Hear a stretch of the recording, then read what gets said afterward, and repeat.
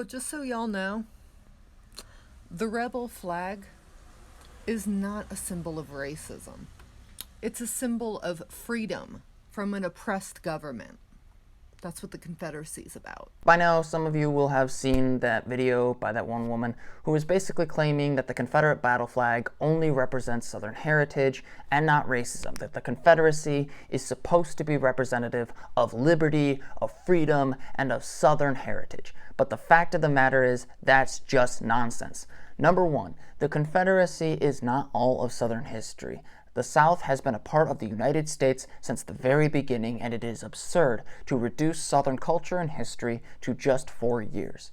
Number two, the idea that the Confederate battle flag, even outside of its Civil War context, is not racist is absurd as well. Because one, we have seen it used by organizations like the Dixiecrats to oppose civil rights. We have seen it used by people like Dylann Roof to instigate and threaten black people and hurt them to the point of death. The idea that we are going to ignore our own modern context in the name of this fantastical view of Southern heritage, a reductionist view of Southern heritage, I might add, is absurd in the extreme. But even more absurd than that is the idea that the Confederacy itself is somehow not racist, or that it was somehow not connected to slavery.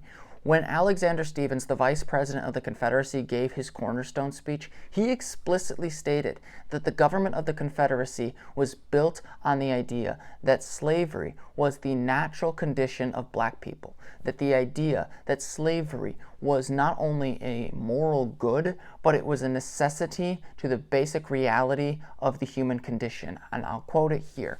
Quote, "Our new government is founded upon exactly the opposite idea. Its foundations are laid. Its cornerstone rests upon the great truth that the black man is not equal to the white man, that slavery, subordination to the superior race, is his natural and normal condition. This, our new government, is the first in the history of the world upon this great physical, philosophical, and moral truth." In their own words, they were explicitly racist, explicitly pro-slavery, and that symbol of racism and hatred, both in its historical context as a battle flag and as its modern context as a symbol of terrorism and violence, should never, ever be ignored, no matter how much delusional people on this app like to believe otherwise.